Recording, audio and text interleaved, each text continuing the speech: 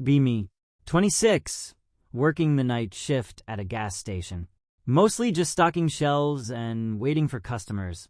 One night, a guy comes in looking super sketchy, wearing a trench coat, sunglasses, at 2 a.m. Think it's a robbery, heart racing. He walks straight to the snack aisle. Can I help you?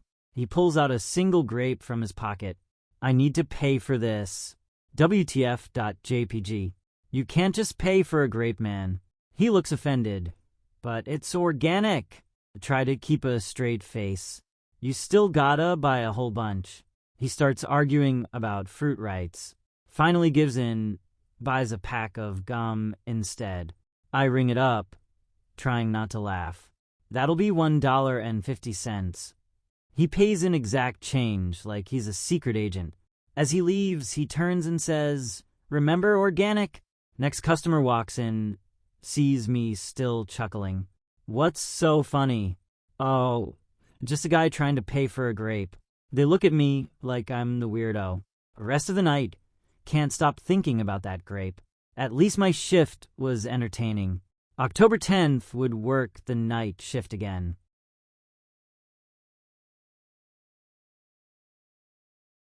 Be me, grocery store worker, barely surviving on caffeine and regret. It's a Tuesday, the worst kind of day. Stocking cereal aisle when she appears. Karen energy radiates from her like a beacon of doom. She's holding a watermelon. This watermelon's defective. How the hell? .jpg. Ask her what's wrong with it. It's too heavy. I want a lighter one. My soul briefly leaves my body. Try to explain that watermelons are heavy because, water. She stares at me like I just insulted her entire bloodline. That's ridiculous. Get me a lighter one. She's serious. Contemplate my life choices. Go to the back. Grab another watermelon. It's literally the same size.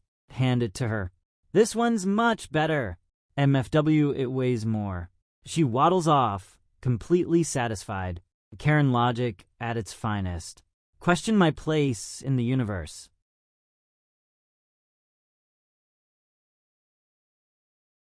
Be me. Stuck at sketchy train station at 2 a.m. Just trying to get home after a miserable day. Place smells like burnt coffee and regret. Only other person there is a dude in a trench coat. Looks like he sells black market pigeons. Don't make eye contact. Train's supposed to arrive in 5 minutes. Spoiler, it doesn't. Look down tracks. Nothing but darkness. Great. Guess I'm living here now. Trench coat. Guy starts talking to me.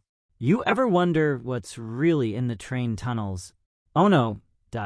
.jpg. Pretend I didn't hear him. He gets closer. Sometimes they don't come out the other side. WTF? Does that even mean?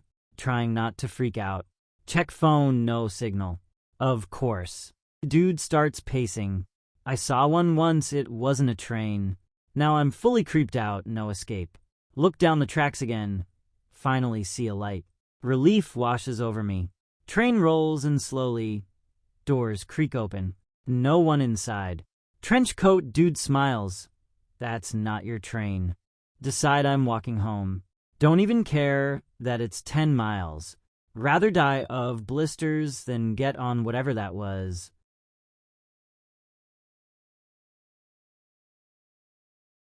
Be me. Living in a small Soviet town in the late 80s. Always cold, always gray, and always on the lookout for bread. Decide to go to the local store, a true adventure. Line is long. Feels like I'm waiting for a rock concert. Old babushka in front of me starts a rant about the government. They say there's enough bread for everyone, but I've seen more bread in my cat's litter box. MFW, I can't tell if she's joking. Finally get to the front and the baker says, "Fresh bread today?" Crowd erupts like it's Christmas morning. Try to grab my loaf, but a guy next to me is clearly auditioning for the Bread Olympics. He lunges, I dodge like I'm in the Matrix. Somehow I'm on the floor, hugging my loaf like it's a long-lost friend. Old babushka shouts, Now that's a true patriot. Get up, loaf intact, feeling like I just won the Cold War. Walk home, feeling proud of my bread victory. Stop by a neighbor's house to share my spoils. They offer me borscht that looks suspiciously like it was made in a lab. Take a sip. Taste something between beets and betrayal. They laugh.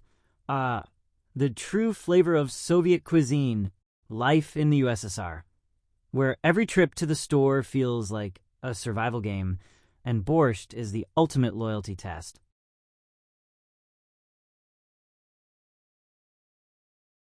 Be me, living in a nondescript apartment in a big city, the kind where the walls seem to breathe. Every night I hear strange noises, like someone is having an intense debate with their sandwich. Decide to take a late-night walk, because why not embrace the madness, right?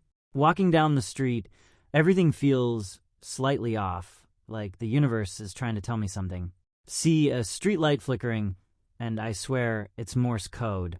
Get out, it says, but I think it means buy more milk. Keep walking, passing by an alley where I hear a guy talking to a trash can. You can't handle the truth, Barry, he yells, and I think, who's Barry? Mentally note to avoid any Barry-related drama. Continue my stroll, and suddenly I feel like I'm being followed. Turn around, and it's just a raccoon wearing a tiny backpack. MFW, this raccoon is clearly plotting something. It stares at me like we share a deep, unspoken bond. What's in the backpack? I ask, half expecting it to pull out a tiny loaf of bread or a collection of stolen keys. It just blinks like it's saying, "You're not ready for the truth." Keep walking, but the feeling of being watched intensifies. Arrive at a park where the benches are oddly shaped like famous philosophers. Sit down on the Socrates bench, because obviously I need wisdom at this hour. Hear whispers coming from the bushes. What is truth? Are we even real? Oh great, the bushes are now existentialists. Look around, wondering if this is some elaborate prank. Suddenly a squirrel pops out, looking like it just graduated from a philosophy degree. You think you're the only one with problems? It squeaks, and I'm starting to think this squirrel knows my life story. Ask it for advice, and it just stares at me, clearly judging my choices. Decide I'm done with this conversation, and get up to leave. As I walk away, I hear the bushes murmur, "Another lost soul." Great, now the plants are judging me too. Finally make it back home. Maybe I should take my meds after all.